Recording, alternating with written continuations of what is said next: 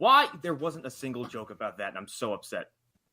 I think they did the joke with like Supergirl carrying Flash, and how he's like, "Oh, that was so cool."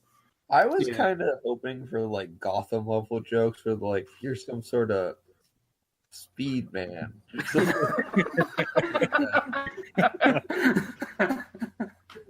I just liked as soon as Oliver or Barry mentioned, or when Iris was mentioned, Barry just immediately got serious. Yeah. Okay, that was probably the best laugh of the episode. Like, you woke up with Iris. We have to fix this right now! But anyway, for those who don't know, this is our Elseworlds review for Phantom Zone. I'm Connor McGraw. Who else is here? Arlen Haro, as usual. The internet's Hunter Davenport. Alan Muir, I'm back, y'all. I made it back. And I'm Lou Gonzalez. I feel like we missed an opportunity to use everybody else's names with ourselves. We do that every other week, though. Yeah, that was already a running gag. And it doesn't work when you're here, Lou, because... Yes, I have a very specific... You're the only one who doesn't sound like a pasty white man. Right. So Hitler isn't confused at all right now. Harlan, did you know that you have an Earth 2 doppelganger who's a girl on Facebook? Because I went to go look up your page the other day for something, and like right below you is an Arlene Harrow. One letter difference. Fantastic. Yeah, obviously. It's just Arlen, did you know there's Elseworlds version? Arlen, speaking of DC Comics and Green Arrow, did you know there's a Green Arrow run from the New 52 titled Arrow? Of course there is. Why wouldn't there be? Yeah, I'm not surprised by that at all. All right.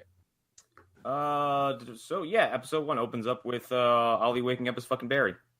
That's a bot, by the way. Huh? I looked up the account. That's a bot. If it's the same person, It's the Russians. Oh, really? It is? Yes, it's totally a bot. On Facebook? Works at New York University, Abu Dhabi, New York High School, New York City, Xijing, Yeah, China. that sounds exactly like the bot that I fucked with the other day. Who first of all, like, its grasp on English was barely there, and then it transferred to like, so do you like sex? And I'm like, not as much as I like traveling into the negative speed force to go hunt down Barry Allen. And then she just responded with like, me too. What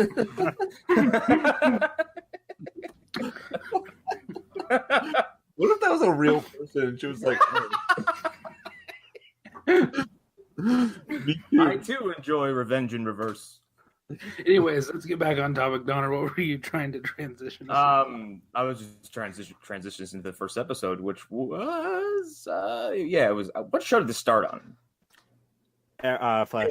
Okay. Yeah. No, I thought it started Flash, because it has. Flash. We get the regular Flash opening. That's the only normal opening in the whole thing. So yeah. Yeah, which is weird because the next two are total gags.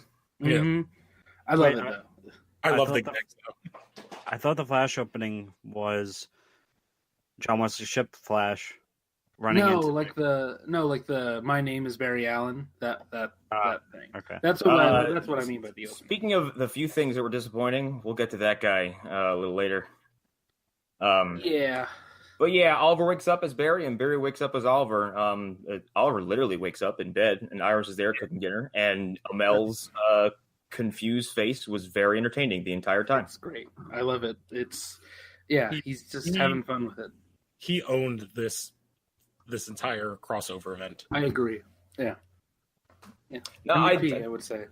Him and Grant got a lot to do. And remember when we said that Grant couldn't be taken seriously? Yeah. We were wrong. Suit. I think if you're in that hood, you can't not look like a badass.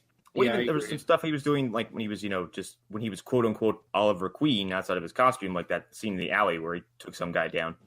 Or when he did the what's that game? The Lil Mac punch with the workout with Diggle. Yeah. Oh Yeah, because he wakes up mid like combat training and everything. mid hip toss against Diggle. I love that. That's how Oliver wakes up. He's That's just yeah. like, That's how. like he's in before that he's in some sort of robotic state and he's not really like awake. He's just like going on autopilot. Are you saying that a good old like judo toss is like a cup of coffee for Oliver Queen? Yes, like he's just in like auto mode up until then, up until he's getting his ass kicked. That's great. I love that little character. I love that they continued the gag with Diggle when Oliver Flash goes and grabs them, and he just vomits into that into the can. He doesn't even need to say anything. Just it's so good. So yeah, their lives have been swatched, and everyone thinks that they are each other, although they know they're not. They know this reality isn't wrong. And as we've talked about before, we got the John Wesley ship Flash running away from some doomed Earth with the monitor. Episode 1 is a lot of Barry and Oliver trying to teach each other how to use their fucking powers, and the moment Oliver is the Flash for about 10 minutes, he throws a lightning bolt that could take out an entire building. Yep. And it awakens instead Amazing. I love the action of this episode, but this was like the most like just and there it is moment of just like, oh yeah, Amazo. I didn't know that was here. And it seems very out of nowhere, but okay.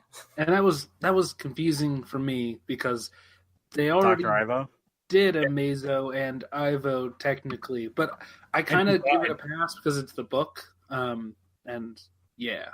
Well, that and we've had Red Tornado twice now too. Mm-hmm. Yeah, but they were red tornadoes on 2 separate Earths. Yeah, Right. and since this is a new reality, this is a new reality. Yeah, it's a new reality, so I give it a pass. Like, Ivo died pre-Flashpoint as well. Yes, he did. He died pre-Flashpoint, and also they kind of tie it in with the Mirakuru. So I just, in my head, it's just, well, maybe Deegan knew Ivo, which isn't that crazy. So in this reality, Okay. I want to talk about Deegan real fast because our introduction to him is it's fucking funny. He's teaching a class at like Arkham University. It's a presentation. And then he's like, "Hey students, welcome to my class. Anyway, let me tell you how eugenics is a great idea." And then everyone just gets up and yeah, those are the professors. Symposium at like a conference. Yes, something like that. Like, Like, someone's like, "All right, your time's up. Get the fuck out." mm-hmm. Well, it starts when one of his peers is just like, "Yeah, no, thank you. I'm not doing this." Yeah, like he opens his fucking presentation with eugenics, and the whole room is like, "Ooh." Yeah, he gets called Dr. Frankenstein, or says, "Go back to your lab, Dr. Frankenstein." Yeah, Stinging. Yeah. mm-hmm. Which That's a sick bird. He calls him under a douchebag. Those barbs. I gotta say this: if what we've seen of Gotham so far in this universe, I'm not thrilled by what I've seen. Like, I'm not into it really. it looks like the Glades. Yeah, like it's not being written by the people who are going to eventually do the Batwoman show, obviously, and it's like it's your first introduction. But like, I don't know. I feel like they could have done a better job of introducing us to this place and I have issues with like a lot of episode 2 in general. It doesn't really make me dislike it, but I'll talk about that when we get to there because I have a lot of weird little things that bug me. Can you say that it wouldn't be the same though once it turns into a show because isn't this whole thing like a pocket kind of like time thing? Yeah, Or did I interpret that wrong? Because of the ending, it's not like that's. well, it's not all a pocket thing. I think what we're meant to believe is that some stuff is probably exactly the same, and then some stuff is going to be different. And Especially that first iteration, it seems all he really changed was the Barry and Oliver. yeah, but like I don't think when the Batwoman show happens, Bruce is going to be back because we talked about this in various chats. I think that's going to be the Oliver's List or Barry's mom of the first season of Batwoman. If I had to guess, it's her trying to find Bruce, and I'm guessing he's missing because of Flashpoint, because it just tied times like completely the right way. 3 years is when Flashpoint happened, so yeah. And Well, that's there's why he's not in this universe. There's also a rumor that the Dark Knight trilogy and is sort of set in the Arrowverse. Well, there's a gag. That's a stretch. Like it could be, See, but it's a small gag. I think there's a thing they could do with what is teased in this at the end with what could happen at next year's crossover. Mm-hmm. Definitely. When we get to that, here's the thing. Next year's crossover is 110% featuring a Batman. It's yeah, that's my point in it. yeah. Maybe. But yeah. I really, it depends on how fast this Batwoman show is happening. I guess I feel like I've heard it was going to be coming out like after this run of shows was over. Like it was like a summer show, or okay. like it was like not a mid-season replacement, but it was going to like when there's like the big gap, maybe in the spring, that it was going to click on then. Because isn't that what Supergirl or Legends did when they first started? Legends did that. Yes, they did the crossover, and then they started in March, I want to say, and they shifted around the days. January. So Was you it- guys want to hear a cool little factoid about this little crossover event? I actually, just on the Wikipedia page, it has this here, but I look at the TV ratings for this. They went up after each consecutive episode. Well, because probably people were tweeting like, "Oh my god, this shit's Yeah, banana." that's actually kind of interesting to see. Oh, I did want to share until we get with what do you call it? With Duncan? Is that his name? Deegan. Deegan. Yeah, Deegan. Jeremy Davis. He is like the greatest nerd cred IMDb ever. And this I'm is sure actually he does. this is actually I was telling Alan earlier. This is kind of the second time he's played this character. What? Yeah. So in the Justice League Dark animated, he is playing Richie Simpson, which was a character in the Constantine TV show, who gets Oh possessed yeah, by Deegan. That animated. What the that's fuck? right. I completely forgot about that. So he is Yeah. kind of reprising his role. That's interesting. But he's been in like all the Oh, current, except for Gotham, he's been in like all the current DC like live action stuff now. Because he was in Lucifer, Constantine, and now the Arrowverse. Damn, making rounds. It's all connected. Also plays Jesus Prime in American Gods. Yes, he did. Speaking of things Is reprising that their role, pre-crisis Jesus? No, because so in American Gods, there's a whole farmhouse of all the different Jesuses, oh my the god. different versions of Jesus that we have created as Amazing. various cultures. Black Jesus, there's Mexican Jesus. He's like Hindu Jesus, yeah, yes, he's like prime white Jesus. and it's it's it's It's fantastic. hilarious. That's awesome. Speaking of things making reprisals, this Smallville transition Yeah. was so in my face. I had to be like, all right, okay. It was I will not only allow this, but I will be allowed to be beaten by it. Exactly. a Smallville fan that gave us blue balls. I don't know if it was blue balls because It was so. It's literally the farm and the farmhouse. Like it's the set. I know it's Here's the the same city, but it's the exact set. And here's a weird thing. What if Yeah. Tyler Hoechlin is a grown-up Tom Welling? I don't think he is. I He, mean, he looks nothing like him, but And he's like 100 pounds lighter and like a foot shorter. also it doesn't match up at all. It doesn't, the timeline doesn't match up. They Oh, have not at all. Supergirl already. Although But I yeah. would like to spend at whatever point on Lois because she was amazing. I agree. So did the ghost of Margot Kidder like just straight up possess somebody? Probably. Amazing. I like her version. She looks great. I like how she shits on Clark. And everybody actually, Yeah. like she on Oliver, even. Yeah. Oh yeah, she Um, beat them to death with a hammer. Yeah. I love her relationship with Kara, being like when she's reading her article later, like, oh, she kind of has something. Like I would say, the best modern Lois we've ever had. Actually, I would. I am a big fan. And she's Yeah. also the first actress to be Lois and not appear in Smallville. Oh damn. That's Yeah. ridiculous.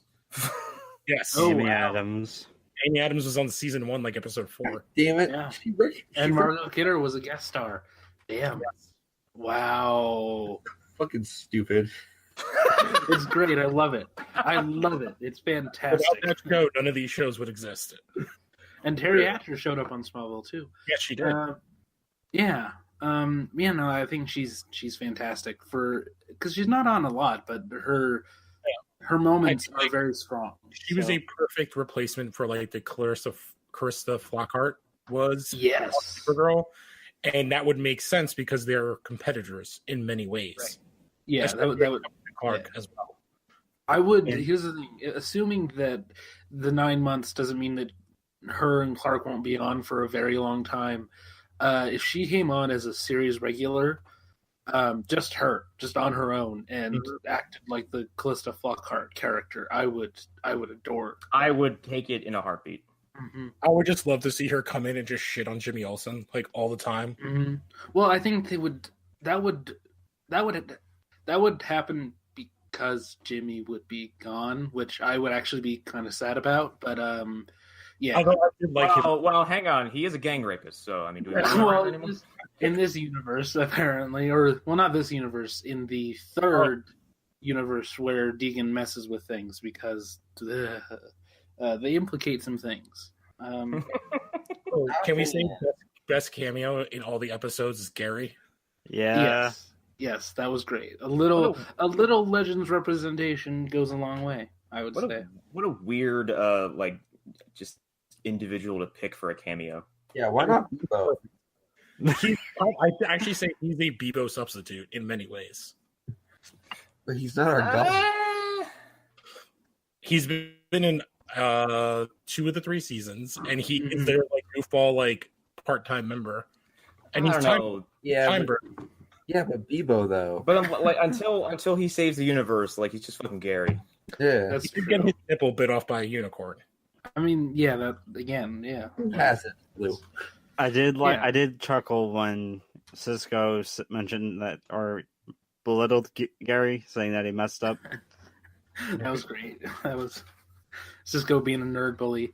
So episode 1 is mostly Kara, Superman. By the way, like it's jarring as fuck to see Superman this consistently on these shows. Most of this episode has to do with them fighting Amazo, who, as most of you know, can absorb the powers of whoever he's fighting. It's like Shang Tsung, but a robot. Yeah. Yep. Yeah. And all the brawls with this robot were fucking rad. Yeah, they were really well done, and he didn't look bad CG wise, which is something I'm always impressed by. And he didn't look like a big green elf. Mm-hmm. He didn't. Yeah, he didn't. The Amazo design is really dumb, everybody. Yeah, it was very interesting. You look like our android robot that Argus would. I actually like the idea of like why he exists. Mm-hmm. So like Argus hired him to build an anti-meta defense item. Right. Yeah. Yeah. There's a lot there that makes sense. We're skipping over one of my favorite parts in this first episode, which is when they try to tell everybody on Team Flash, and they basically knock them out and they lock them in the pipeline. By the way, this sequence answered a long time question: is how the fuck do people shit in the pipeline? Yes. Yes, it does. The answer is a super secret hidden toilet. Yes, the question that we ask every week on this podcast: How are they shitting? But I love that whole sequence, though. It's awesome. I liked the callback from season 1, but in the fight against the penultimate fight against Wells. Nanites, courtesy of Ray Palmer. Oh, that's right. When did that come into play? That's right. Yeah, she puts him in his drink. Yeah, I do love the dislocating thumb thing, and they just like left it there, and Oliver laughing at Barry. Like, he still didn't put it in; it's just hanging there, and he's like freaking out. So that leads me to the thing about Mel. I agree, he's great in this whole crossover, but I had a problem with it because I've seen him in interviews a lot, and that's just him being him. That's just how he is. Yeah. He's definitely. When he's like happy, that's regular. That's just a Mel. He puts up a little bit of a brood for Oliver. Yeah, definitely. And 100%. But it works though. It works very well with the show. Happy Oliver is a nice thing to see, and we don't really get a lot of happy Oliver. Man, he's smiling big this whole thing. Yes. Well, I like the change because like that's not who Green Arrow is. Like they made him Batman in every way they could. So yeah. And I think that this is a good place, like, for them to transition, maybe, because also tried like, it before and it didn't work. his secret identity is out too, so there's no reason for him to be like Uh-huh. anything other than himself. Yeah, Exactly. The duality doesn't need to exist. He doesn't have to be a big scary guy as opposed to his regular self. Like he doesn't have to dial it up. Everyone knows. Mhm. Which they address in the episode too, because doesn't when they're in Argus, Barry's like, everybody knows who you are, but I would like to keep my identity secret. Yeah, exactly. By the way, like that suit only looks marginally better on Amel. Yeah, I actually think when we see John Wesley Shipp, it actually makes that suit look even worse. I like how Ship's suit looks yeah. like it was made of straight fucking velour. Like it It I looks thought good on it, film, it though. looked fuzzy. Like I wanted to. Well, I assumed that they just took the old suit out, but no, that looked like a brand new suit. Which I would have to believe that old suit is like just fucking sitting in a bag somewhere with like moth holes in it.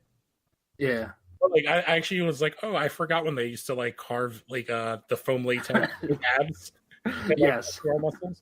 But like I watched it with my wife, and she's like, "Why is this old man in this suit look so much better than the other suit?" I was like, I don't know. Why does the big man in the red body condom look better than the Hollywood suit?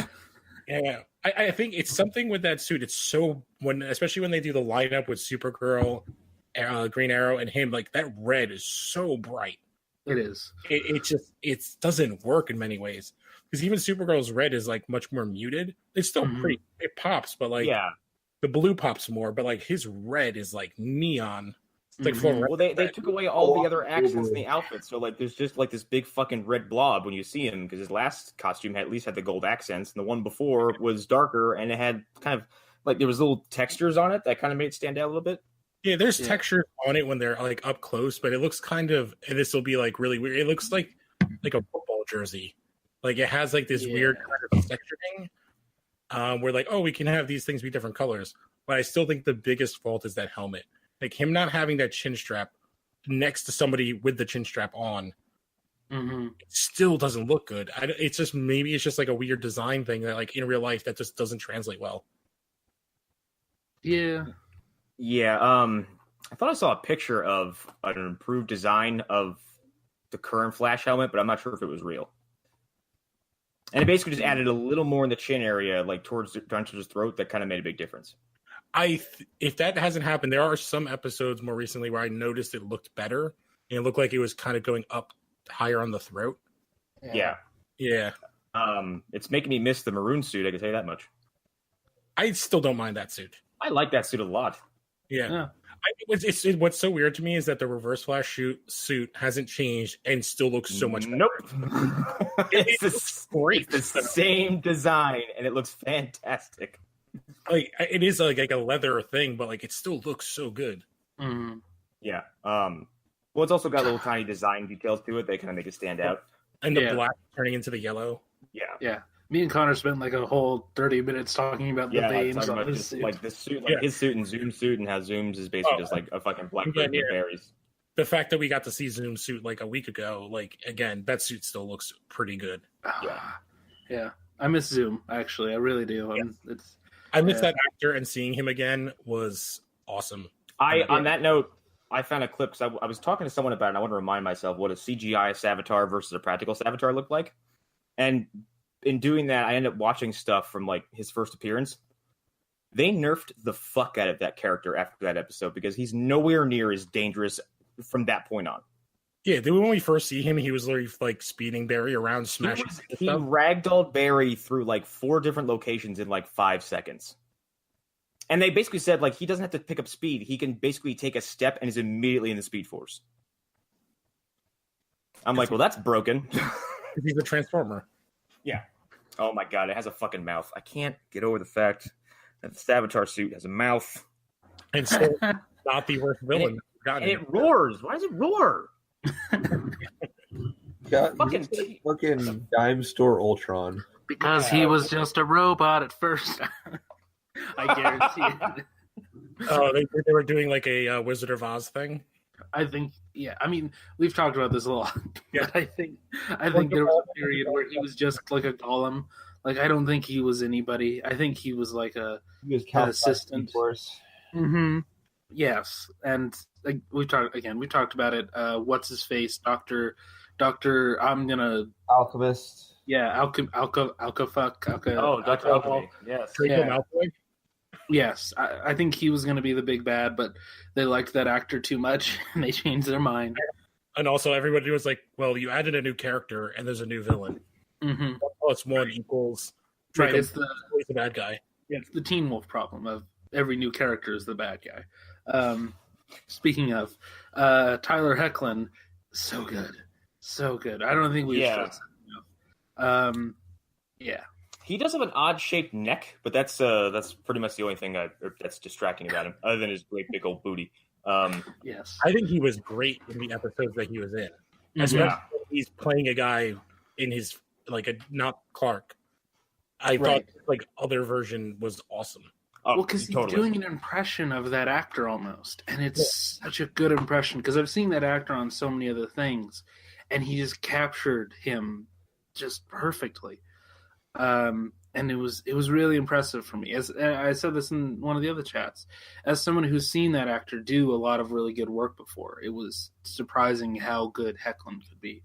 So yeah, job well done for him. So this episode culminates in a 4-on-1 fight against Amazo. Yep. The trip to Earth 38 is important because they get Kara over there because she can tell the difference between Barry and Oliver. Her Earth is not affected by it, so that's important to the plot. Mm-hmm. And then Superman and Lois Lane are like, "We'll come too." Yeah. And they had this awesome fight with Amazo where Tyler Hoechlin and Superman had to go 1-on-1 with a now Speed Force infused Amazo, and that was awesome. Oh, I loved when he's just like whipping, and he's just like, Yeah. don't understand. He was like, that's new. This is a new experience for me. Yeah. I do think it goes to like his version of Superman is so great, and it's like childlike innocence of just like I'm just a good guy. Like I'm just really good. Yeah. He is the big blue Boy Scout version. really It's is. very like G. Willikers, aw shucks. I love it. Are you puffing out your chest? Okay, that little Alan. comedic gag was great. Yeah, Thank you. That was I love that aspect. And he's just like, yeah. Yes. and we kind of called that a little bit, but we assumed it would be about Batwoman or Batman. But yeah, that was fantastic. And That and the that's- callbacks to the very first crossover that they didn't do right. Well, I love that. Well, we'll get to it at the end, but like, I love they're like, wait, is this like a yearly thing now? Mm-hmm. Oh, when Kara's like, so this is becoming kind of an annual thing, and Barry's like, oh, I hope not. Mm-hmm. Well, and then Diggle says it in the first episode. He's like, "Oh man, and when you're here, that means everything is Yeah, going when you two are together, there's usually some kind of disaster. And then Oliver, when he sees that he's the Flash, he immediately says, "Barry, what the hell did you do?" That was great too, because I like how it's a universal thing now, where it's like, okay, something's wrong, Barry. Barry's the Tony Stark of the Arrow. Barry's what'd you do? He's like, just woke up. I don't know anything. You just reminded me of another thing I would have forgotten. I will get back to it when we get to the third episode. That was awesome. Okay. So they defeat Amazo. Grant Gustin gets to do a full Stephen Amell Arrow season 1 impression.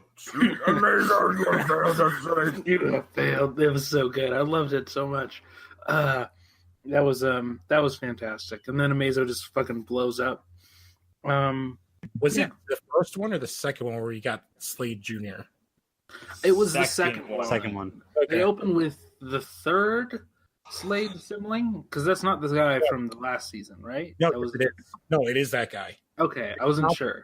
From Future Earth, because Slade has 2 sons and a daughter. I don't remember if this one is Joseph or not. I don't remember the other kid's Well, name. they call him Kane Wolf. So is that The other one of his sons is like killed off really early in the comics, so I never remember the kid's name. This one, the one in this crossover is Joseph. Okay, so Joseph is the one that doesn't get killed in the comics. okay. He does get his throat slit, but he survived. Kane Wolfman. Okay, that's why he's also okay. So it is the same dude. Yeah. But it Wasn't is sure. not the one from the future dystopian Earth. That is a different son. Right. Yes. I was like, is this a third son? Because I could not remember his face for the life of me. No, and he comes back, which is what I just remembered in the third episode. He's also in that. Is that a reference to Marvel? Then? Probably. And fucking Bob Kane. yeah, Bob Kane. So they get to episode 2 because Cisco vibes the Monitor again, and they see that they were standing in Gotham. So then they depart. Not just that they see him, but the Monitor turns and looks at him. He's like, "Oh, hi there." Yeah, he's like, "Hi. Oh, I'm the Night King." Yes. I'm the Night King. But yeah, it was very League of Extraordinary Gentlemen. That really could have been a great moment if he turned over, looked over, and was like, "Hello, Bran," and Cisco's like, "Ah." God damn it! Oh god, maybe the Night King is the Anti-Monitor. Yeah, okay, speaking of this, I want to bring this up on this episode because I wasn't sure when I was going to be able to do it again, and I doubt I'll remember it by next year. I owned a Mighty Mouse comic when I was little that was a direct parody of Crisis on Infinite Earths. Oh, Holy shit! What? Down to Mighty Mouse holding a dead Mighty Mouse set on the front. And a character, I think he was called the Minotaur, and then his counterpart was the Anti-Minotaur. God damn it! Go Google That machine. is- I need to find this. Yeah, I want like 7. Jeez, copies. Connor, I'm still trying to get over the shit from yesterday. Let me see if you do Mighty Mouse Crisis on Infinite Earth, it should pop up. That's literally what I just googled. The anti. There it is. Please throw it into the chat. Okay, hang on. This is a stunning Riveting. podcasting of this. Drama, intrigue. I found the cover. It looks. As men look at pictures. Yes, this is everybody's favorite thing in podcasting. This is amazing. It's called Mice. The mice. I never saw that before. That's amazing. That is amazing. Oh, and it's a Marvel book. Okay, that's why. I That's found great. another awesome image. This is Crisis on Infinite Eobards before Crisis on Infinite Eobards. Oh God. I think the funniest part about it is the moon is crying too, and it's just like something about. If you look at the background of that picture, apparently there's a lot of like kind of retro cartoon stars behind them. Yeah, there's wow, there's a lot there. I Actually. want Yeah, this there's now. a ton of them. This is the 5th crossover that they do, or the 6th one. With Mighty Mouse. Yes. It's just a straight up parody of whatever they do next year. Yeah. Oh my god! I'm just like finding awesome pictures. They're on the Google chat. They're so bad. They're ridiculous. Oh my god! Yep, there he is. That's the Anti-Minotaur. Oh boy. It doesn't even look like it literally looks like the Anti-Monitor, except it has. Yeah, I love that except he has symbol on the fucking chat. he has big old bullhorns. Yes. Where is the Mighty Mouse cinematic universe? That's what we need. Fuck the monster verse. This is what we want. This is what we Fun, really fun fact about Vince McMahon, real quick, and then we get back on topic. You know, he's basically his only frame of reference for superheroes is Mighty Mouse. Of course. yeah. I'm not Of surprised. course. He's fucking 2,000 years old. That explains everything. Yeah. So they go to Gotham City, and they meet Batwoman, and this is Ruby Rose, everybody, and this is I don't know how I feel about it. Yeah. I'll tell you what my wife said when we watched Oh. it. She goes, "What the fuck is with the wig?" And I don't think she's a terrible actress. Ruby Rose is like really good when she just doesn't talk. I agree. I'm glad you said that before I did, because like, how is it that you were an interesting mute in John Wick 2, but now you're speaking? It's like, oh god, just stop. Maybe I'm the only one that watched, because my wife watched Orange is the New Black, and she was in an entire season. Mm-hmm. So, like, to me, it's like I'm not expecting much, but the costume does a lot of the acting for people. Yeah. I've seen well, her in yeah, John that's- Wick and The Meg. She's fine in The But Meg. is she also in Triple X, The Return of Xander Cage? She is Yeah, I didn't see also that one. she's also in Resident Evil, the final chapter, and she gets sucked into a giant industrial fan. Yeah, Yeah, that was about something. Why did I watch that movie? Fuck. I watched it for free on my computer just so I could say, there, I've seen all of them, and they're all awful. Yeah, fuck those movies. Yeah, for the most part, except for the first one. Still good. Anyways, I don't know. Like Ruby Rose, I guess It's fine. They should have just let her use her Australian accent. I mean, that would be Interesting that they were like, well, she has so many tattoos, we're not going to even bother, so we'll just have Kara address it. Mm-hmm. I like that. It's just, you said the suit does a lot of the acting. That's actually a problem because at some point I was like, you could just put a different actress in this suit right now and I wouldn't know. Yeah. They probably do put a different actress in the suit for a lot of stuff whenever it's not on the face. Well, she has stunt training also. That's part of why they picked her, I'm pretty sure, she's a model, but she also, my understanding is she has some martial arts training. She's not she's not inexperienced. I think that's why they cast her initially. I did like all of the bat things. Like, I liked seeing the bat signal was awesome, and her batarang and grappling hook. Like, her theme is great also. I love it. It's fucking weird fucking techno. Drums. Mm-hmm. And I like the suit. I think the suit works great. Like, I get people who don't know the character think the wig looks goofy as shit, but it's a problem because that's what she looks like. Yeah, and as far as just costumes go, I think so. It's perfect. Yes. I don't know if you can get a better version of that suit on screen. I don't have much of a problem with the wig, honestly. Yeah, the wig's fine. It's a wig. I don't know, why? But I was just like, because it hides her identity. I guess it's a tactical wig. If the idea is that people think it's supposed to be a real wig, if that's what people are commenting on, no, it's obviously a fake wig. It's obviously not her real hair. When they show the one thing that I was confused about. So when she goes to her bat cave, it's stored in a tree trunk. What the fuck was that about? Yeah. I was like, why? Why? The design was a lot like the Bat Cave from The Dark Knight Rises. I think that's where some of the Dark Knight theories are coming from. A lot of the design is very similar to that. Also, the Bane mask. Yes, the Bane mask, which was obviously hilarious. just a joke. There was other things in there because there was a bunch of other stuff in that collection of items. Mm-hmm. I'm trying to remember if there was an owl mask, but I can't remember. They did that in Batman and Robin as well. They had that fucking dude sitting in the evidence lockup, and Joker's shit is there, Two-Face's stuff is there, Penguin's umbrella is there. Pretty sure that cold gun is from Gotham. I haven't seen Gotham, so I don't know. But in my head, that's the cold gun from Gotham. I would have loved in the last episode when they're like, oh, we went to 20 whatever different jumps. If they were like, yeah, and that one was really weird where there was this little kid Bruce Wayne. Bruce Wayne was a kid, but he was dressed up like a ninja and he's fighting adults. Was there a giant penny in there? I don't think there was. I almost want to watch it again because I don't think there was. Episode 2 is the only one that I've only watched once, just because of timing. I feel like episode 2 is actually the weakest of the bunch. Yeah, I agree, but some of my favorite moments are in that episode, which is weird. Episode 2 is a ton of cookies and Easter eggs. Yes. But they go to Arkham. They go to Arkham and Gotham. Basically, get the Book of Destiny from Deegan because that's what Monitor gave him.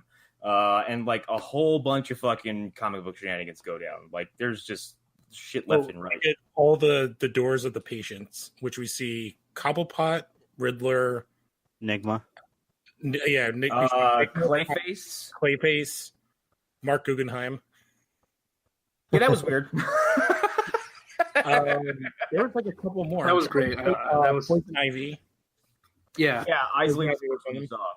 So my only problem with that whole door thing is that we see those doors then open and they're just nondescript prisoners. They're just they're all just oh yeah, we put other people in their cells. Well, except for one. But yeah, except for one. And the last one that closed when they put everybody when Flash puts everyone when he puts everybody is the Cobblepot one is the last one that he closes. Mm-hmm. Which was I don't know. I feel like you could have just shown another hallway, and it could have been the same hallway for all we know, but just cut to a hallway with prisoners already out. Mm-hmm. Yeah. Speaking of inmates and prisoners, these people all probably set acting crazy back about 10 years. Every one of them was like kind of crazy, they're all like circus monkeys. Yeah, they were. I'm like, these people aren't crazy. They're on Ritalin. Mm-hmm. Except Psycho Pirate. except Psycho Pirate. I didn't know that was the character's name, and that's great. I love that that's his. Oh, he's a huge character. Oh, there was one other Easter egg we missed, which was the Nora Freeze. the Shakespeare head. Oh yeah. Yeah. Because that's a reference back to the Adam West Batman. What if that's the Batman in this universe? What if that's Adam West. They dig up the body. I would love He's that. like, "Hello, Oliver Queen." They make all these references to more modern Batman, but it's just Adam West. It's just Every few episodes, they tease that it might be a different version of Batman, like George Clooney or Val Kilmer. it's just like 1,000-year-old Adam West. He just has like dementia. But during this whole breakout sequence, Barry and Oliver are exposed to more Batman fan love by getting hit with the fucking fear toxin. And then, lo and behold, fucking Malcolm Merlin steps out and fights like Grant Gustin, and then Eobard Thawne shows up and fights Oliver. I love it so much. Yeah. Oh, I God. love when what's her name, Killer Frost, like stands up. She's like, I need some help here. I don't know what's going on. They're just beating the crap out of each other. Just like, I don't know what's going on. What was the exact wording of the stuff that she said to Nora? Wait, what? Nora Freeze, aka Stephen Amell's wife. I don't know. I don't remember. Wait, that's who that was? And I didn't think that was supposed to be Nora Freeze? Yeah. That was Nora Jesus. Freeze is Victor Freeze's wife. Yes. No, is that the real life Stephen Amell's wife? Is that what you're saying? Yeah. Okay. No But joke. is it Nora Freeze's wife like in a floating tank for forever? Well, apparently not. Yeah. She got better, everybody. But I like this villain swap thing because this whole crossover is very much about Barry and Oliver's relationship. And there's a lot of them getting to kind of look out into themselves from a different perspective. And I thought this was very insightful for the two of them because Oliver gets to hear how fucking mean-spirited and petty Barry's arch nemesis is. Yeah. Yeah. And Barry sort of getting a better idea of Oliver's stuff. Yeah, like the shit he has to deal with. Yeah, because is it in this? It's the beginning. It starts at the end of the first one and goes to this, like them trying to channel the other. Like they're the opposite. So like Yeah, they're trying to play the parts. yeah. Yeah. So Barry gets like way darker again in the first one, and then like into this as well. Yeah. So they have that little fight. Yeah, it was a nice fake out because they show Eobard in the trailer, but there was really no explanation to how he would be there. And this was it, and I'm pretty okay with it. Yeah. It's effective. If I have any problem, it's like Malcolm was a fine villain in the first season. He wasn't a bad villain, and he's a good character as they built him up to be.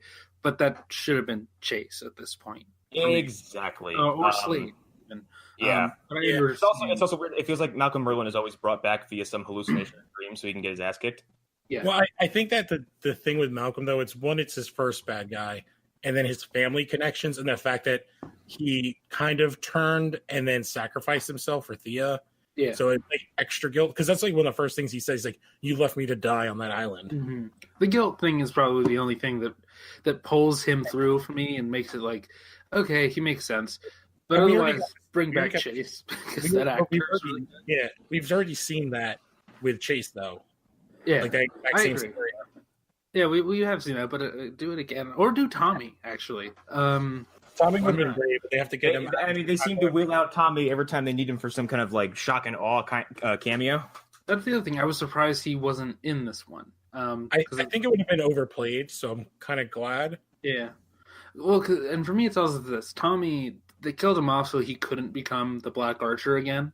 But that's something that could have happened if he hadn't died. And him playing the Black Archer, even for like one episode, is a cool idea.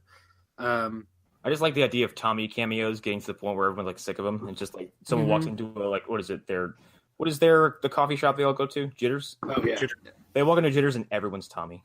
yeah. That's the 7th crossover. Yeah, the barista is Tommy. The clients are the customers are Tommy. You say that, but a character started off being a barista in that Jitters. We are not going to talk about that. We are not. Yeah, we do not No, address that character her. died on Earth 90. Oh yeah, she did, didn't she? Yeah, a version of that character. Yeah. Mm-hmm. Which is it? This episode that we get the first John Wesley ship. Yeah, Yes. 'cause, like during all this stuff that's happening, like all the side characters are kind of just they're off on their own little mission of like, why is the sky farting lightning? Uh-huh. And the sky, but yeah, it's also like bright blood red.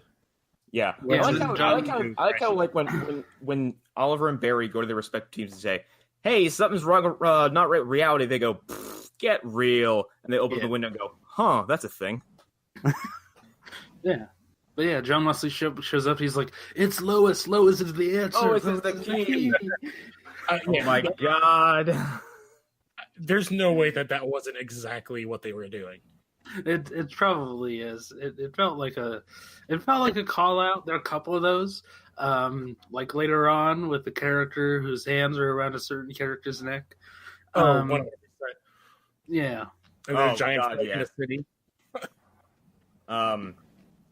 So yeah, they're kind of like investigating as to what's going on, and this disturbance. This guy keeps following Barry and Oliver wherever they're going, and that's when we get Earth 90 Barry Allen trying to come to the Speed Force in his. It sounds like a broken cell phone message. Mhm. Get the book. Yeah. Get Yeah. the book.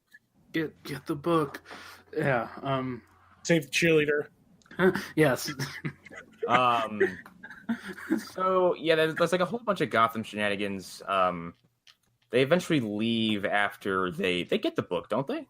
Yeah, Yes. Cisco, But Mr. they can't Terrific, open it. and Felicity build a space magnet, and then it's the thing of like Diggle's like, "Can you explain it to me?" And they do it 3 times. So eventually, like, it's a magnet, or whatever about. It's like, good, thank you. And they call themselves Geek Squad.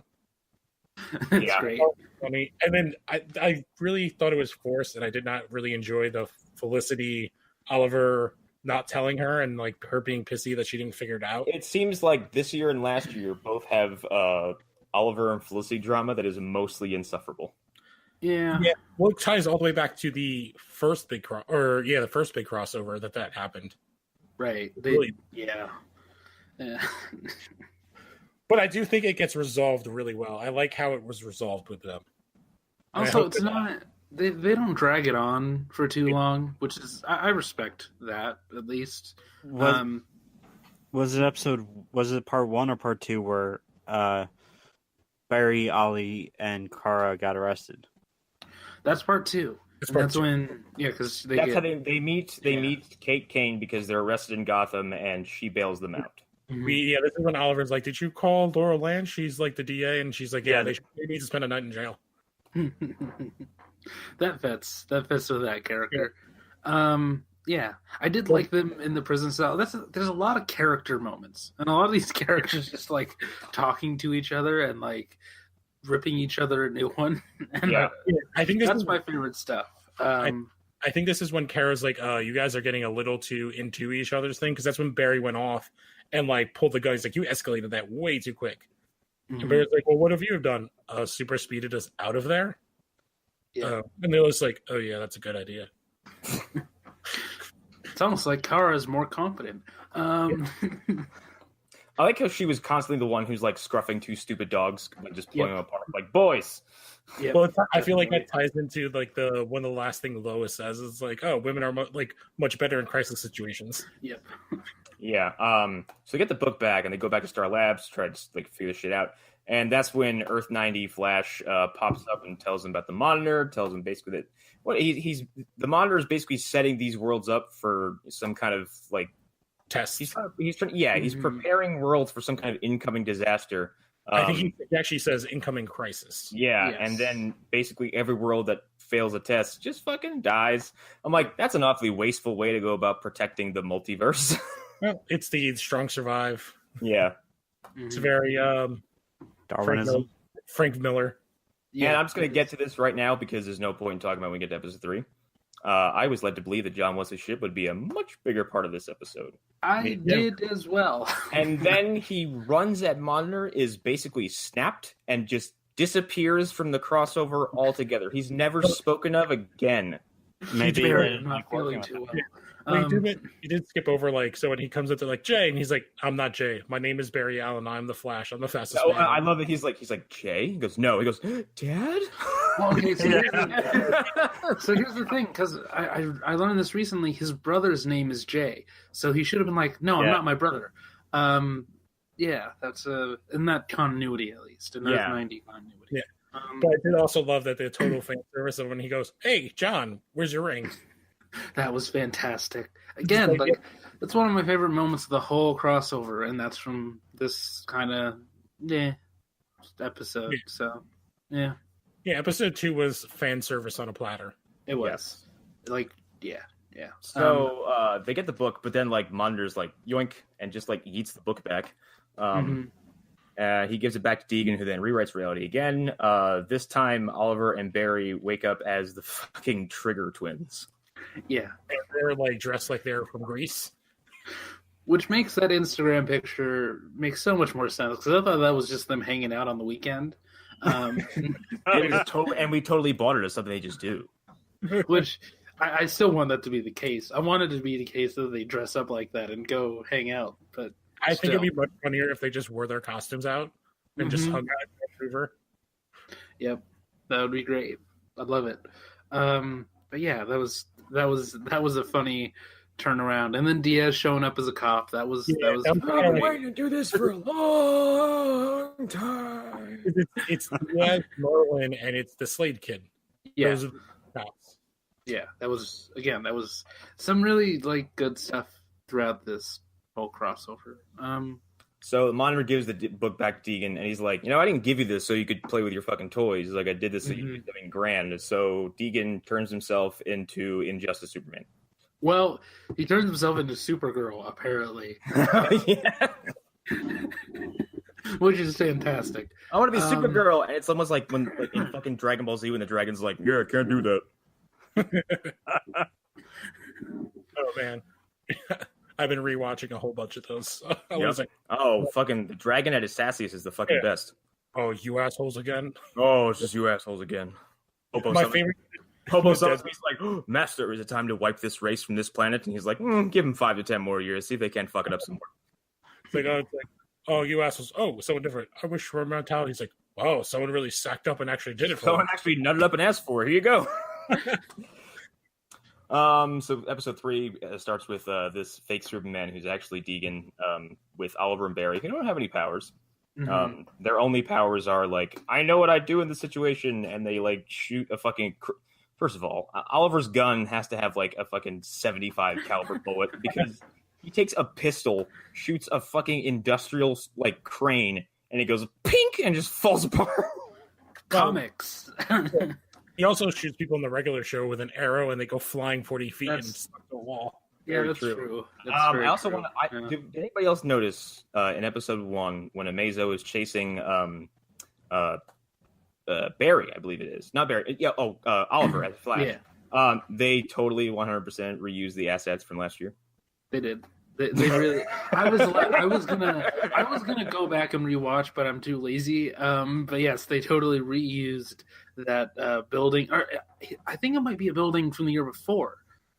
Because when did they fight the? Did they fight the Dominators? Or did they fight the Nazis on that unused? They fought the Earth X versions of themselves on that building, and then like Kara eye lasers it, and that's when Oliver does his thwip Spider-Man thing where he zips around the fucking building, saving it with arrows. Yep, with arrows and high tension wire. Yeah, that he has an infinite supply of. But yeah, episode 3. He produces it from his hand out of little sacks. Ew. Yeah. Organic rope slingers. Ugh. Yep. Great that idea. That would look infinitely more disgusting. It would. It would look so bad. Be all thick and gross. So blah blah blah. Yeah, they knock down a crane and they go, "Hey, you can capture us or save the day." And Deegan takes it and saves the day. And has this really dumb smile on the whole time. Yeah, I love that they learned from their villains because that's what their villains would do. That's what Reverse Flash would do. That's what Chase would have done. He's mugging for the crowd. I think after this is when he goes to a repaired Star Labs. Repaired. He probably looked at him and was like, "Why hasn't anybody fix the goddamn hole?" Oh, and then when they go back, when we get after the end, it has the hole again. Yeah, it still didn't fix it. I love that it turns into Nazi Star Labs for a second. Also, yeah, I love that was great. And we get what they're not Argus, but it's like Argus Superman. It's very much the the Batman vs Superman, the alternate. The future. Like I said, he's Injustice Superman. Yes. Mm-hmm. And everyone on Earth who's more or less part of Team Flash has been rewritten as this fucking personal army for Deegan Superman. Deegan Man? Super Deeg. Yeah, we get criminal Cisco and criminal Jimmy. Criminal Jimmy Olsen, who is implied to be a rather naughty fella. Right, because he gets called Clockwork Orange. And if they're saying that he is Alex from Clockwork Orange, you know the things that he does in that film if you've seen it.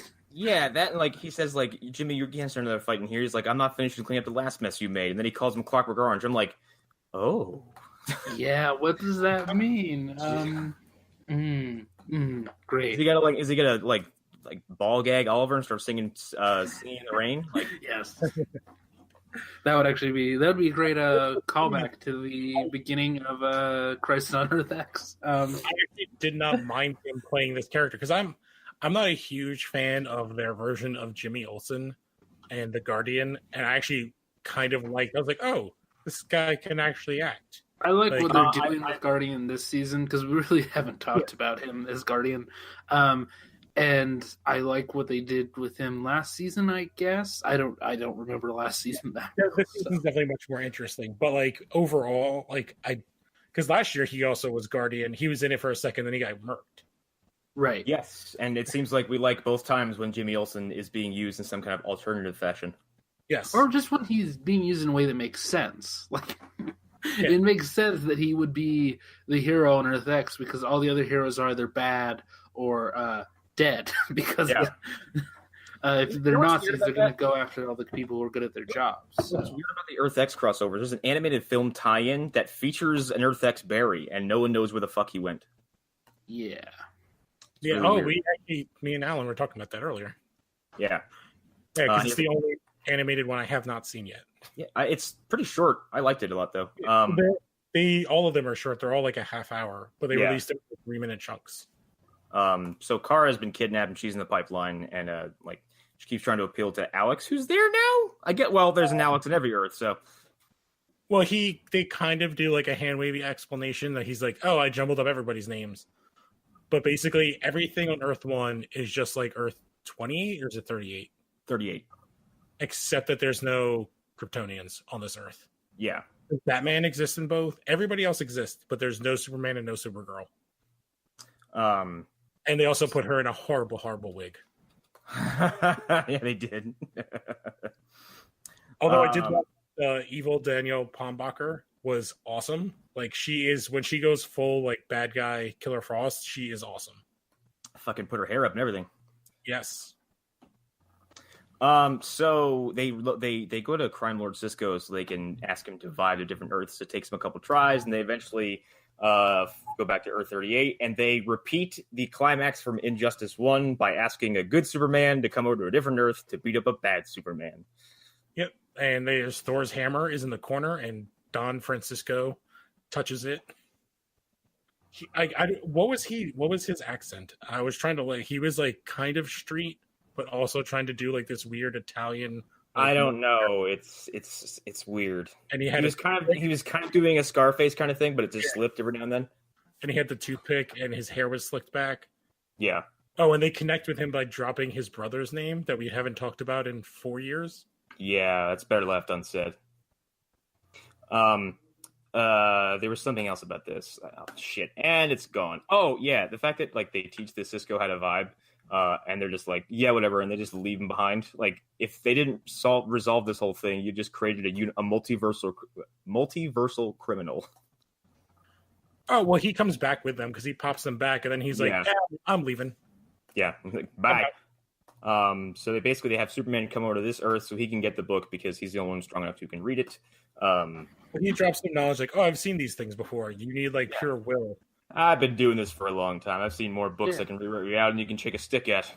Because it's like, what do you have, like a super pencil? And he's like, well, no, but he makes some other joke that's like a reference. Is it a flute that he's making a reference to? It's something from one of the Crisis, because one of the Crises is saw by Superman making music. Oh, I don't remember which I think one. Final Crisis. And I think he makes reference to like the musical thing or something. huh? I don't remember that. I missed that. I'm gonna have to rewatch it. Yeah. Also, is it me or was Lois wearing a? She was wearing something they pulled out of Margot Kidder's wardrobe. Okay. Yeah. The first two times we see her, it's 100% either it's from Superman Returns. Like they're grabbing the stuff from that, which is their pretend. Oh, I guess technically that is the other Lois. Did I forget that movie exists? She has never been. Oh God, I forgot all about that movie. Yeah, I We forget. have to. We have to. Just forget it. Just forget it. We're gonna review it, and Alan, you're gonna be on because why not? God damn it. It's the most problematic movie of all time. Here's the thing, though: we have to watch Superman 4 first, technically. Hey, well, that actually works now because Ducky is in that movie as Lex Luthor's nephew. Oh God, that just occurred to me. Oh yeah, letting you lose. Oh God, that did not even occur to me. That clicked when you said it. Yeah, John Cryer plays. I don't even remember his name, but it's like Lex, and they drops him off at like something's like Troubled Boys at the end. Troubled Boys Academy. That's John. This is John Cryer's chance to redeem himself. Then, so I'm all in. Then, I'm all up for the redemption arc. I actually kind of think that he could do a good job because I think people that can do I funny agree. can be really good at scary. Yeah, Or like intense. I'll say this. I believe that there's when you see John Cryer in interviews and you just like look at his face and the way he talks, I believe that there's a dark undercourt to that man. It's Charlie Sheen for like a decade. Yeah. You have to have balls to work with that dude. Cannot be the worst Lex Luthor. There is like no possible way. Anyway. So they get the book, and they eventually get to Superman, who has a minimally destructive Man of Steel brawl with Black Suit Superman. Super Deeg. I love when they went through the building. I was like, oh, I guess there's nobody here. Oh, random woman. Oh, Bizarro. Yeah. What the fuck? It's really an empty office building except for one random woman. Except for one woman who just point and go, Bizarro. It was pretty weird. It just reminded me of like when you said that, like of Aqua Lab or That is exactly what I'm Lab. Bizarro. Bizarro. Bizarro, I love you, Bizarro. Yeah. They have a cool little fight, kind of culminates with Superman getting the book from Deegan. I can't remember how. He just like incapacitates him. Supergirl shows up and laser beams eye and like shoots him across the city. Yes, because at this point Clark has rewritten reality, so Barry, Oliver, and Kara are all back to normal. Yes, because they had Back to regular normal, not previous normal. They're like, oh, Yeah. Alex says he put it in his Fortress of Solitude, and they're like, oh, and that's when Barry's like, oh, we were just I just there. went to a Fortress of Solitude. And then it's the That's Time Vault. Like, this isn't a Fortress of Solitude. This is the Time Vault. That's something that Deegan would do. That stupid awkward nerd. He's like, this is my Fortress of Solitude. Yeah, I love that Kara just like kicks the door down. Please knock before you enter.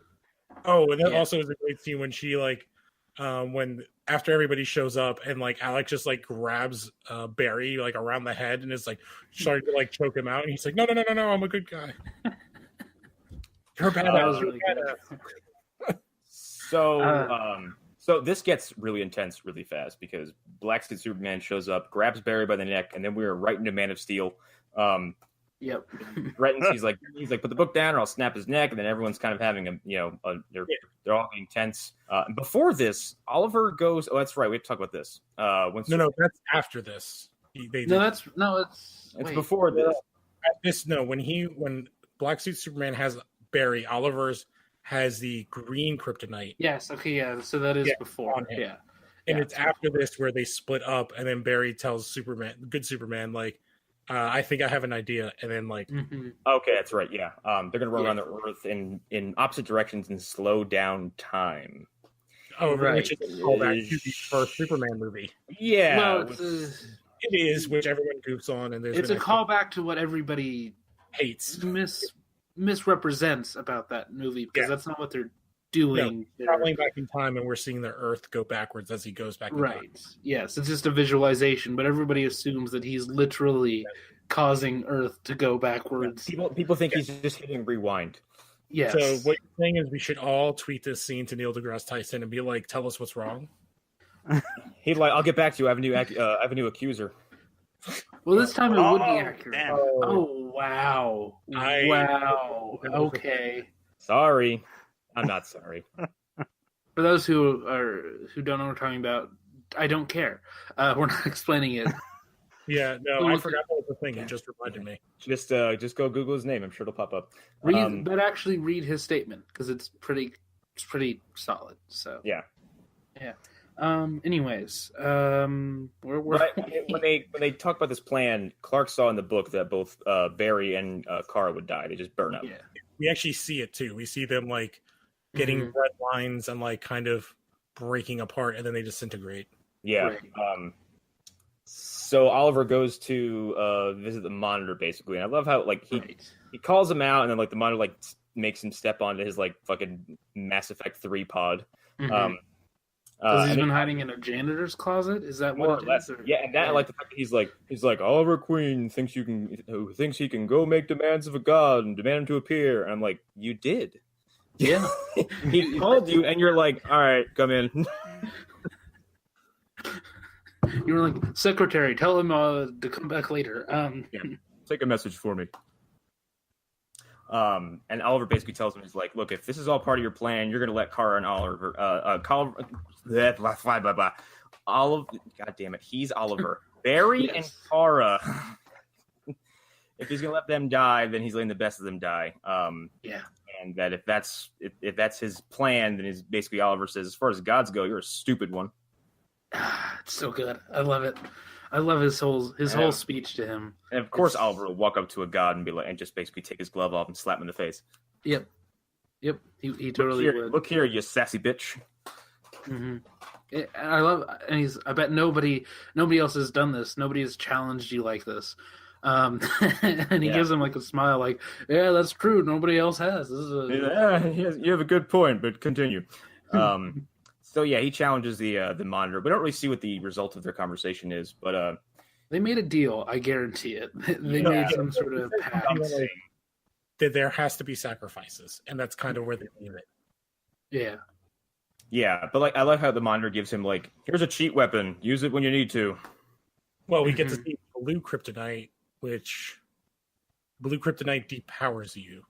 Oh, is that what that was? Okay. Yeah. So I don't remember if blue, Alan, you might know more, because Smallville invented a bunch of the kryptonites. I don't remember if they invented blue, but blue, in the presence of blue, it temporarily depowers you. So green is harm, red makes you like. I thought golden kryptonite also depowers them. Golden kryptonite depowers you permanently. Yeah, with enough exposure, basically. And blue is like black, in the presence. Yeah. Black is insanity. Black will drive you mad, basically. Black will also separate your personality into two, right? Or is that silver? No, silver makes you like crazy. Well, which one led to Davis Bloom becoming two different people? Black. Black. Yeah, because it separated Doomsday and Davis into two. Yeah. Red makes you like hormonal, like major horny and aggressive. Yeah. Smallville, guys. But yeah, Oliver comes back with that arrow. I assumed it was just a magic arrow or like part of the book. Something, yeah, but I don't. Yeah, maybe the fact that it was blue and he had a green kryptonite before. Mm-hmm. That's fair. Yeah, that makes sense. But yeah, yeah. Yeah. So did he kill the book? I don't know. I think he just depowered the book or neutralized it, at least. That's the implication. And it's written in the time language. Did anybody else notice that? I did. Yes, I noticed it was written the first time we saw it in the language. Yeah. Which is interesting if Eobard wrote the time language. There's a lot of implications there. Eobard's like, I'm God, bitch. Yes.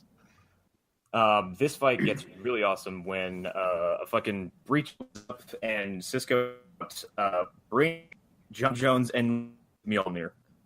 Yes. Lois lands like the window, basically.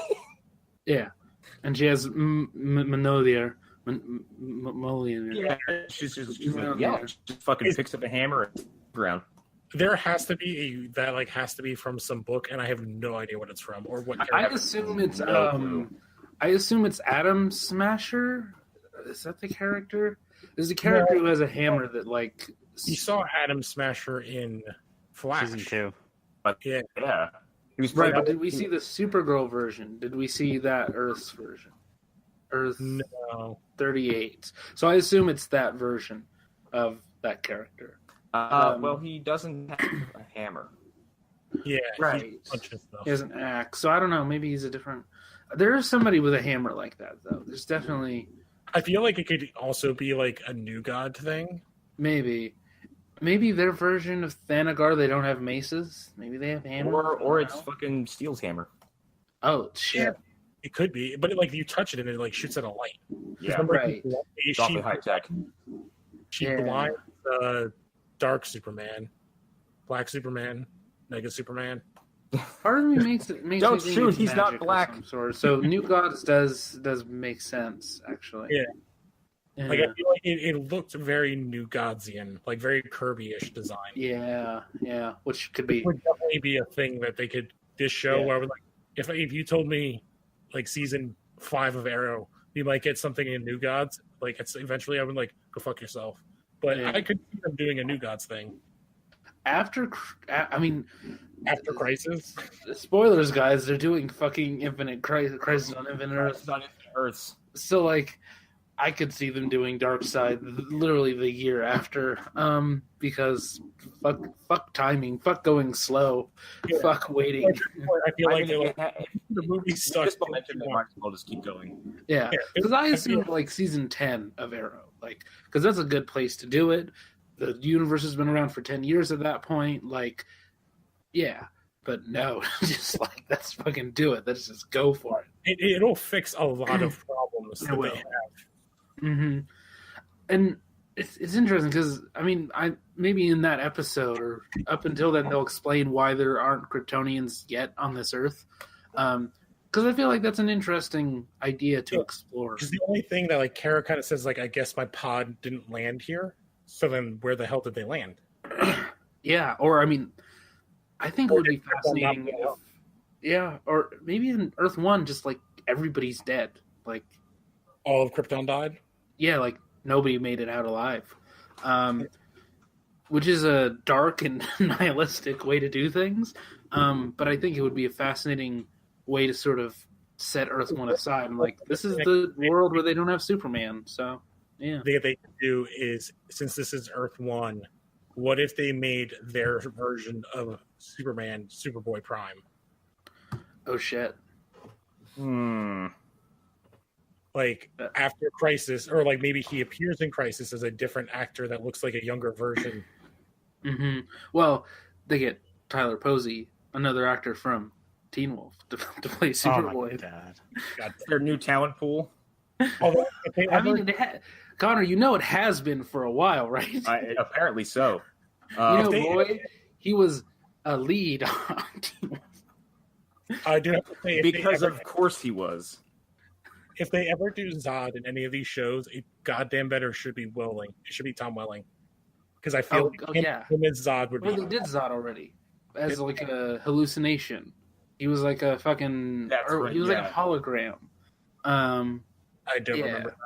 He was like It an was older Zod, and he was in the fortress.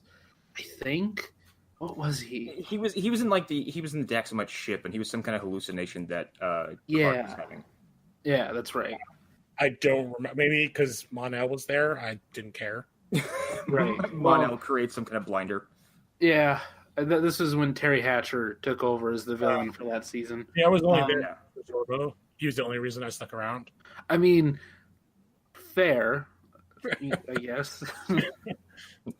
Sure. His adventures are legendary.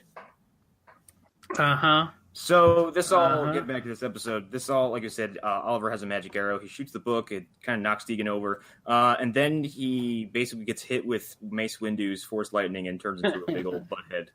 Well, no, he actually turns into his comic book counterparts. Okay, is that how he looks? I didn't Yeah. know. He has like a kind of Skeletor look.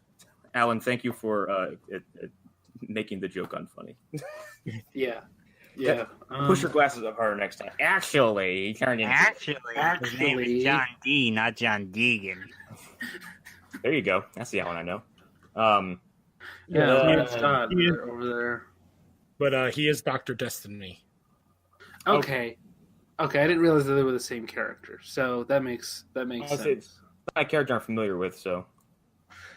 He's very connected to Sandman and Neil Gaiman stuff because Okay. his powers literally come from the Sandman's like one of his items. So he's able to like enter people's dreams and then also wants to switch reality with like the dream world. Yes. And he's very prominent in Crisis on Infinite Earths, as well as his cell neighbor, the Psycho Pirate. Psycho Pirate. Yeah. He's also, I guess he is in Justice League Unlimited or something at some point. Yes, they have used him in that. He literally looks like Skeletor. He's a dude He that does. is with a skull face. Like he's Skeletor. Yeah. Yeah. So they Yeah. resolve everything. Makara and Clark go back to their Earth. Clark proposes to Lois. Yeah. After she's already with baby. Yes, Mm-hmm. irresponsible. Yes. Yeah. Very unchristian. And they're going to be returning back to Argo for a while. Back on Earth 1, Bear and Oliver just having a drink together. They're kind of just acknowledging the fact that they got to spend a little bit of time in the other shoes and getting different perspectives on things. And Barry tells Oliver, he's like, you need to dial it back a little bit and probably come back from all this darkness you've been kind of, bottling up for years. I have a Smallville reference. Of course you do. When don't you?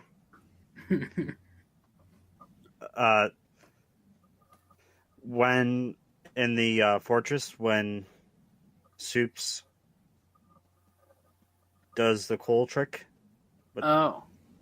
that was Clark did the same thing in Oh yes, he did. or do did it.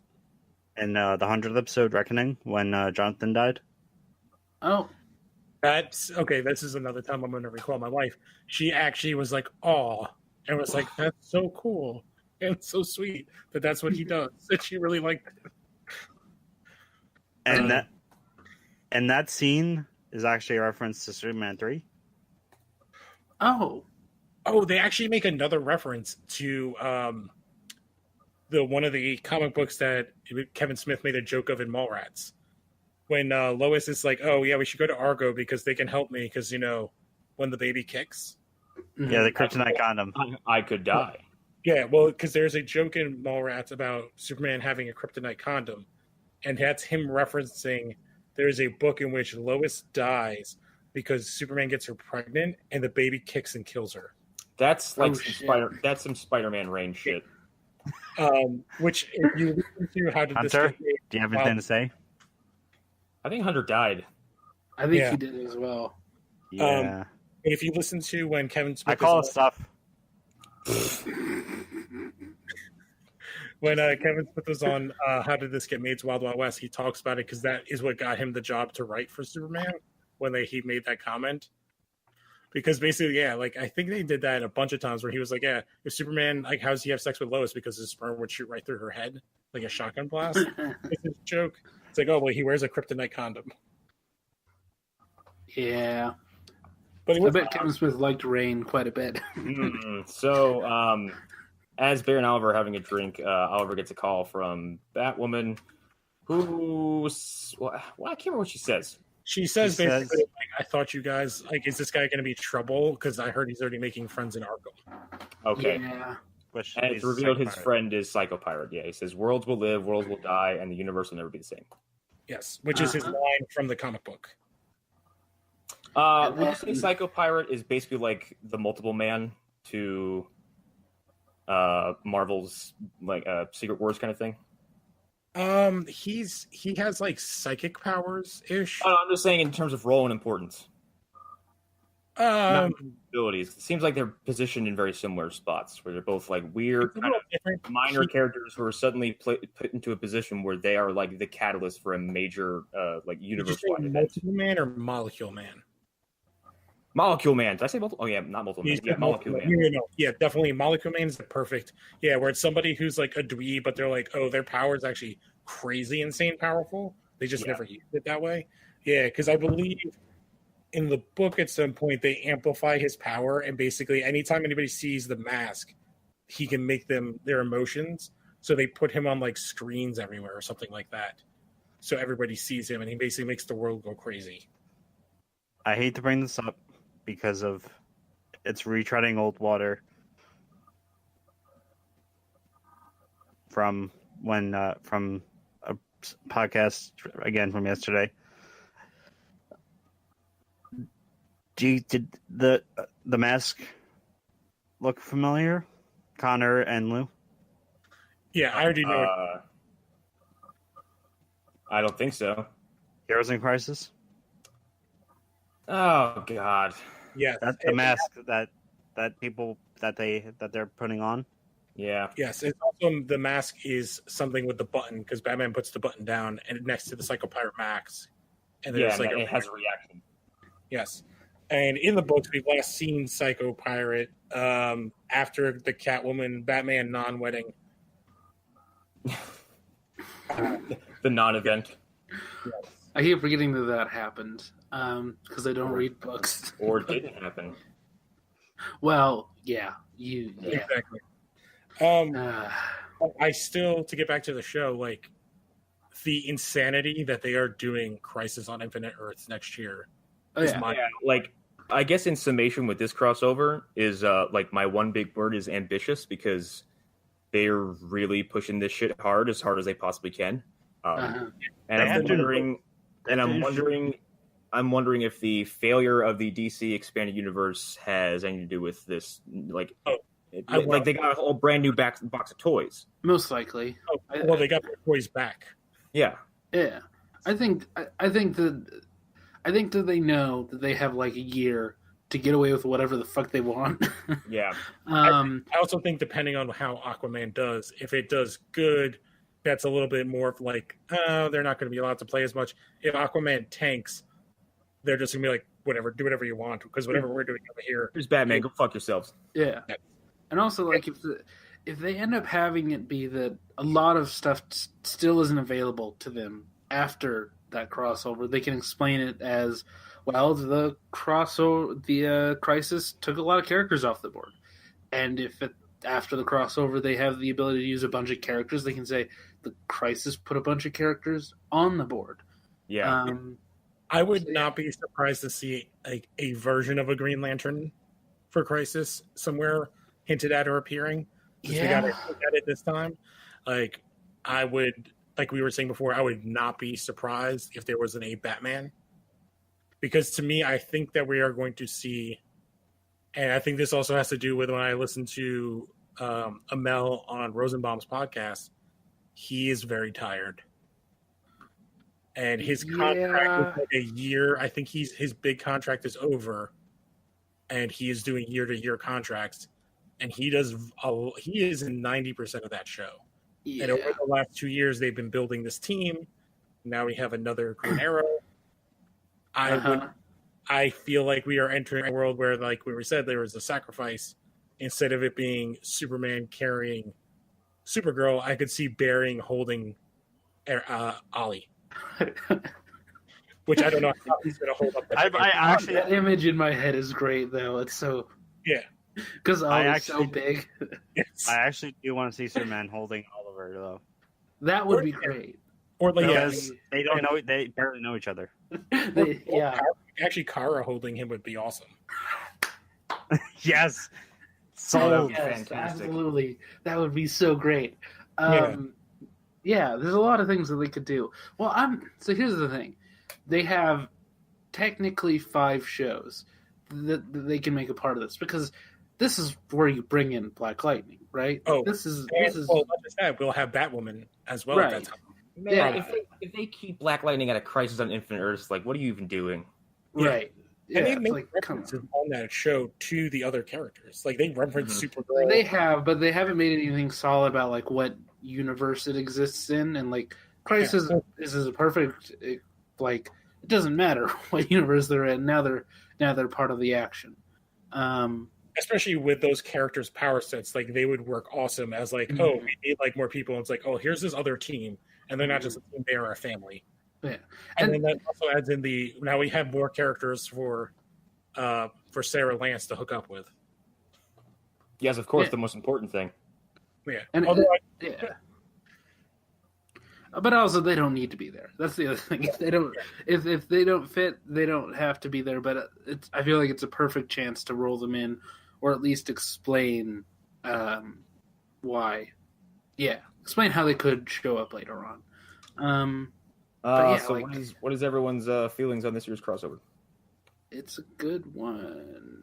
Is it better than last year or not quite? I think the difference is last year's was a self-contained. It was also an extra hour, kind of, wasn't it? Because the one part was only like 10 seconds at the end of the episode.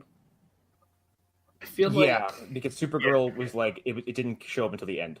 Yes. So it was basically the same length, but I think as it was more self-contained, this was a prequel.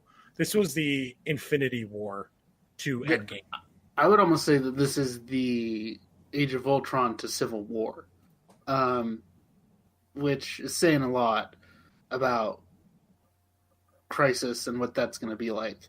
And I feel like it's a fair comparison. It's coming off of a crossover that's probably more well-liked, and I think more people will rank this below Crisis on Earth X. I mean, I do, but like by such a small margin. Right. Yeah, Crisis on Earth X was so epic, and it was so like we got to see them fight themselves for the most part. Yeah, everything was awesome, huge action sequences.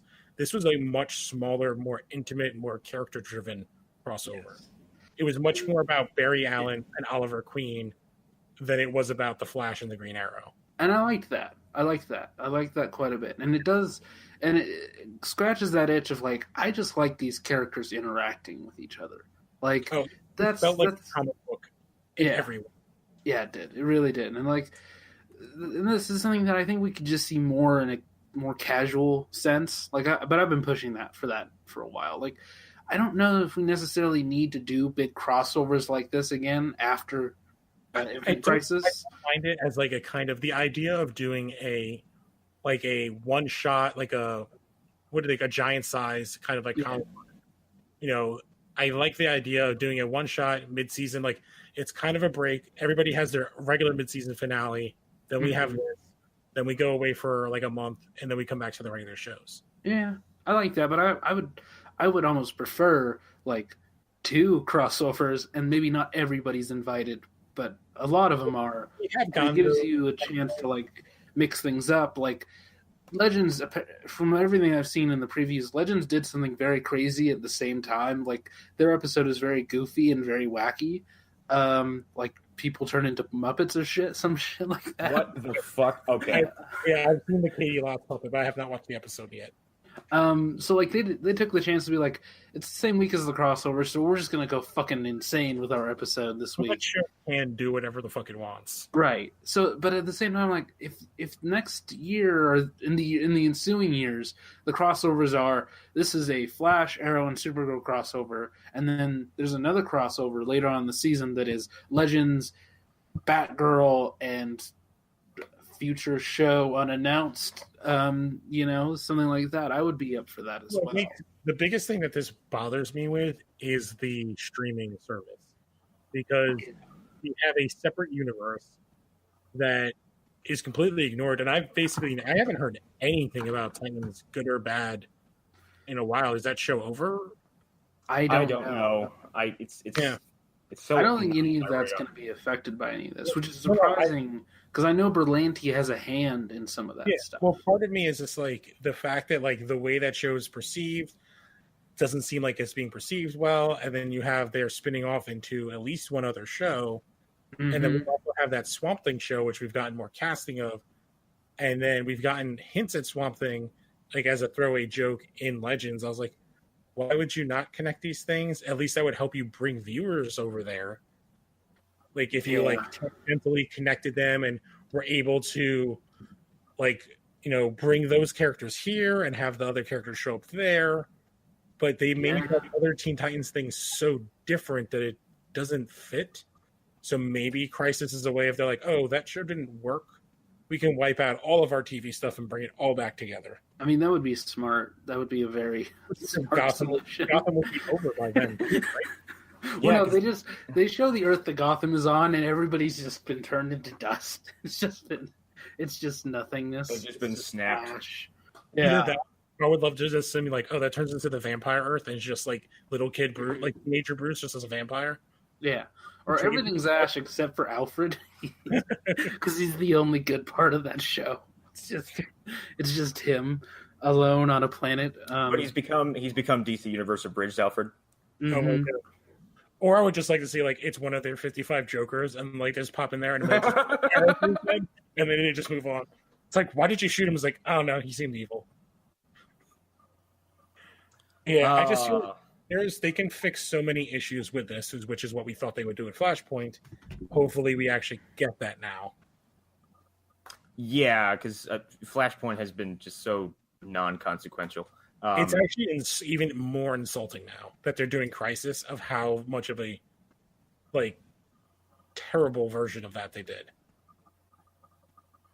Because they did it too early. They did it way too early. They did it too early, and they didn't make it. It didn't stick. Like nothing. It didn't have an effect on anything, and it ultimately led to Savitar, which is an unforgivable sin. The lasting effects are Diggle's daughter turned into a son, Savitar, and what else? And Diggle's like, I'm cool with it, Like nothing else. There's basically. no more. But you guys want to wrap? I think we've gone like 2 hours now. Hour and a half. Woof. Yeah. Well, it was a big event. Yeah, I don't. Let me see. Eric did have a couple notes. I'm going to see if we addressed all of them. Will Renee and Miss Terrific finally consummate their unspoken love? That's just And yeah, this 100% came from Erik. yes. But no, okay. He does bring up some good stuff. Russian Kara is the Kara being held during Crisis. That's if they don't kill Russian Kara in this season or something, I could see that being a thing. He didn't watch the episodes, but will Superman have a bigger role in upcoming seasons? If the 9 months thing doesn't keep him from being on the shows again, I would say yes. The But fact of how much he was used in this tells me that they're like kind of in a very big free for all. yeah, I would assume that during these next few seasons, a lot of things are going to be different. More characters are going to show up on each other's shows, and there's going to be more actual setting up what's going on. Like they did this for the season with for Invasion. They did like Future Barry sending a message to the Legends and things of that nature to like set up what was about to happen. Yeah. I think we'll get a lot more of that this season. So yeah. And this could also lead to, after the Crisis, we have a Jonathan Kent in a universe, which would be real interesting. Because then maybe that show, like if they were, because remember there were rumors of a Superman show. If it's Superman, Lois, and a child, that show makes it way more interesting of a show, and not like a, why do we have a Supergirl and a Superman show? Yeah. Especially, I'll take more heckling. He's good. I have another fact. Everybody act surprised. Yeah. Well, it's actually more of a piece. It's more of trivia. I was watching DC Daily, and the teaser for with that showcase the dead heroes and then Barry and the Monitor. That was directed by Kavanaugh. Yeah, Flash 100 was also directed by us. They wrote the whole thing at the same time. That was the day we saw that teaser anyway, so that all makes sense. But anyway, anybody else have anything? No, I think we can wrap. Yes, indeed. I think we've all run and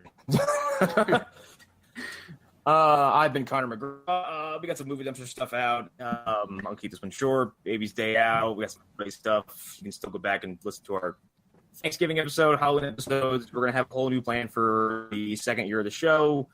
Probably some website upgrades and some other stuff. So keep an eye out for that. Yeah, Lasaro podcast. It is back. It is on season 2. This week should be our Park Chan-wook episode, our first one at least. We're going to do more in the future. So yeah, listen to that. We just recorded a episode on Luther, so look forward to that in sometime in the future. So yeah, go subscribe to that. And since Hunter died, I guess, or something, even though his chat icon is still there. Fucking Tallboy fell asleep. Yeah, but don't follow him anywhere. Don't follow him on any of the socials. Actually, now that he's asleep and he's not here to defend himself, you should follow him on everything. Yes, follow him. But we're not going to tell you his Twitter account. Just go find it. Go look for it. And he would normally plug a couple things, but Monster Mash Podcast is our other monthly show that me and him are doing. Yeah, should be a new episode around Christmas, New Year's if we find someone to commit to doing a kaiju movie. I'm sorry, I can't think of a kaiju movie. It's fine. It's fine. It happens. So yeah, that's the plugs. Okay, we're for Los Horror Games podcast. We're taking a break this week as Emmett is out of town or going to be out away.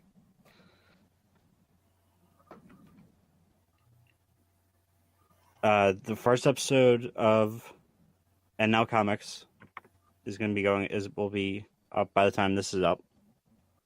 I thought we said 2 weeks last night. No, that was your episode. Oh, okay. Oh, that's right. There were others. Yes. Yeah.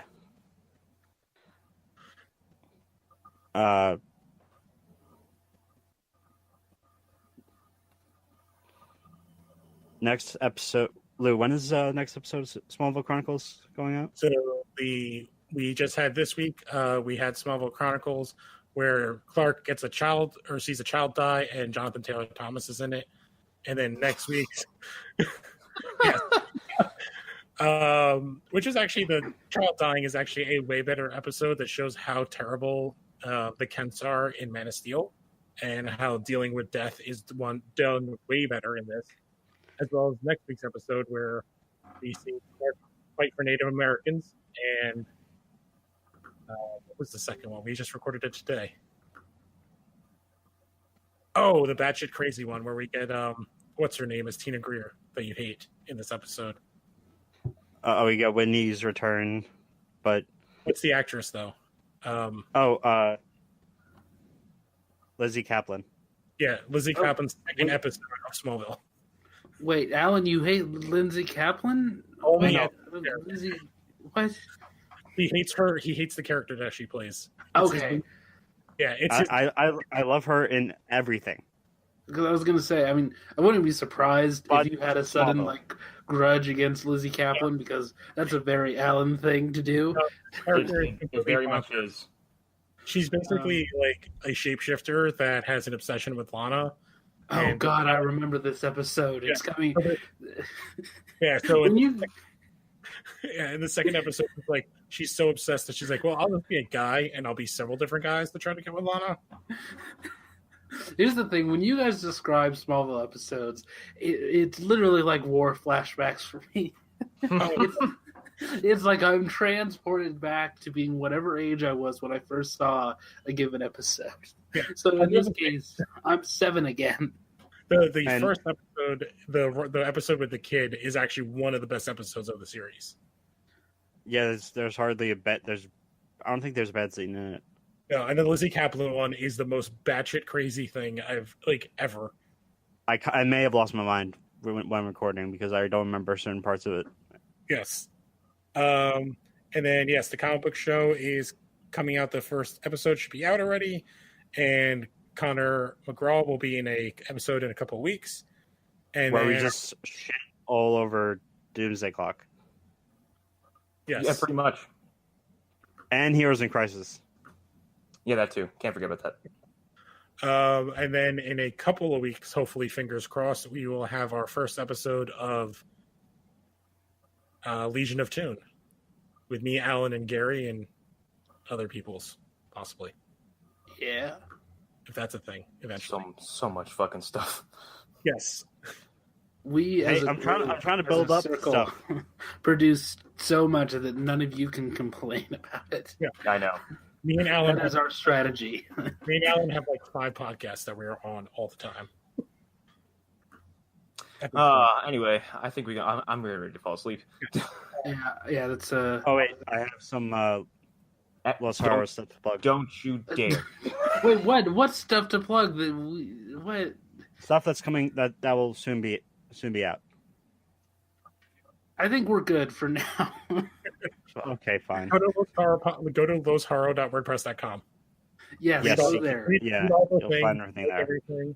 Watch the video. Emmett made a video. It's awesome. Certain things happened. Certain things didn't happen this week, but the podcast network is relaunching. So go! Yes, we have a full fleet of stuff. So yeah, go do it. Go Rate, do review, the things. subscribe, do the things. Apple, Mhm. iTunes, YouTube, Anchor, go do the things. Yes, Comments. tell us that you love us on all the socials and things because we need your support and yeah. Yes, we do. And if you comment on the Uh, Facebook page, you'll probably get your own podcast. If you review any of our shows, we will read those reviews on the show as long as they're 5 stars. You can put in them whatever you want as long as they're 5 stars. Yes. Except for erotica. That's the rule that we made Yeah, to prevent Eric. Hopefully stay for like a weekly spot where Eric can read them all off. Yes, it will just be a 10-minute short of Eric reading erotica, which is what we all want, as we all know. Okay, anyways, this has been our longest outro in a very long time since the good old days. Bye! Bye, everybody.